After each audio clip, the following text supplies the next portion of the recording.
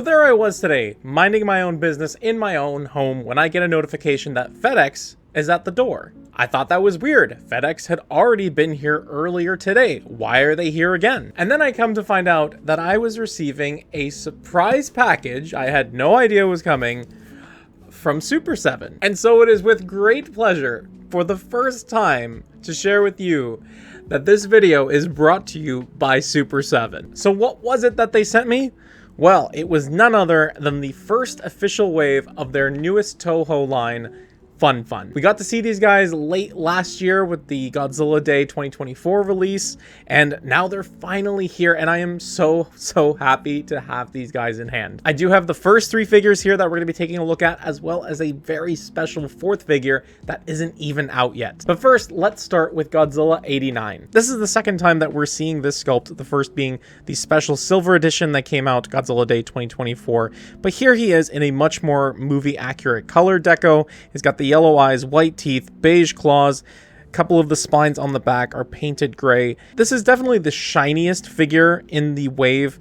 Definitely the most toyetic, the most toy-like, but he's also quite hard. As far as soft plastic goes, this is definitely the hardest and most sturdy figure out of the bunch. And just like every other Fun figure, this is a two-piece final figure, the only point of articulation being a head rotation. I really like this guy, but he's gonna need to go up against somebody else on the shelf, and that's where Mechagodzilla 93 comes into play. And Mechagodzilla 93 has a surprising amount of detail for something as stylized as this line, especially in comparison to Godzilla 89.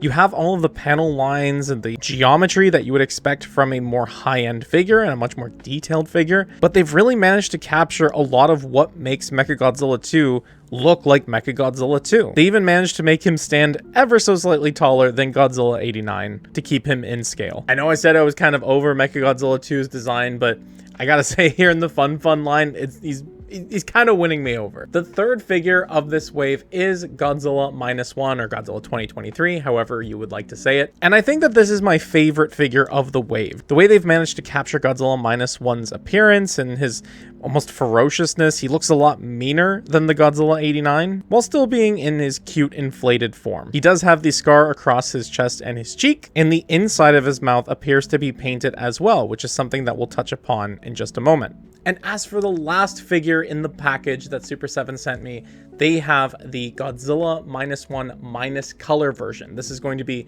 exclusive to Amazon and it'll be shipping in March. I absolutely love what they've done with the packaging here for color. While the standard Fun has the really bright pink and orange patisserie shop window, they've managed to minus the color out of the packaging to keep it in line with the theme of this release.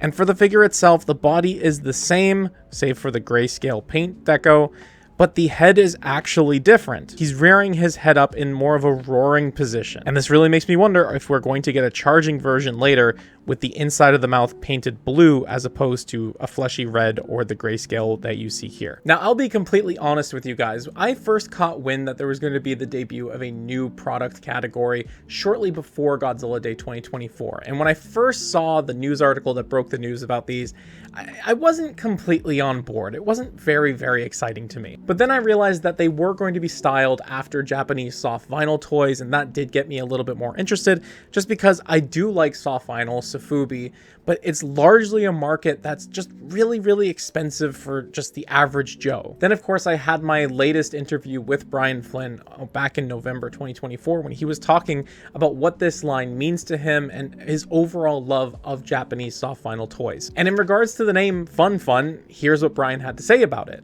It's supposed to be enjoyable, and so really what with this is that we really just wanted these figures to feel like fun. And that's where the Fun name came from, which was just like, that's how I want to think about this. When you see it, when you feel it, when you hold it, you're like, oh, that's fun. I enjoy that. And it's 2 parts slush mold vinyl. It's not pressure pot vinyl. It's not chalky low temperature vinyl. Like it's good stuff. And I gotta say that holding these in hand, it's really hard to think of something other than fun. I'm a huge fan of this line. They feel very satisfying to hold in hand. They take up a whole hand. They feel rather robust while also being really light. they feel like toys. And I really think that's what they were trying to do here. They're really trying to capture the style of Japanese toys that Super 7 started covering in their magazines back in 2001. And for the most part, I think they're off to a really good start. And for anybody who's worried that I'm only speaking so highly and doing this video because Super 7 sent it to me,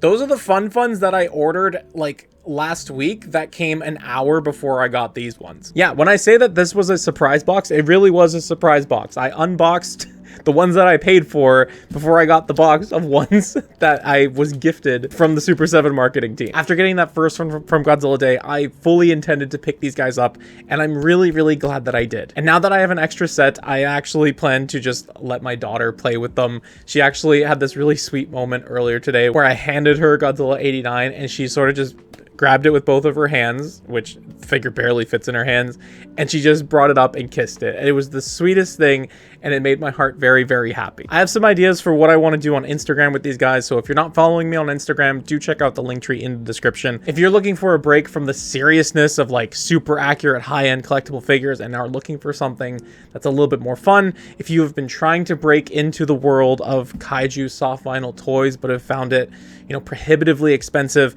I definitely recommend picking one of these guys up and getting a sense of what this line is about, what it feels like in your hand, so that you too may feel those sensations of fun.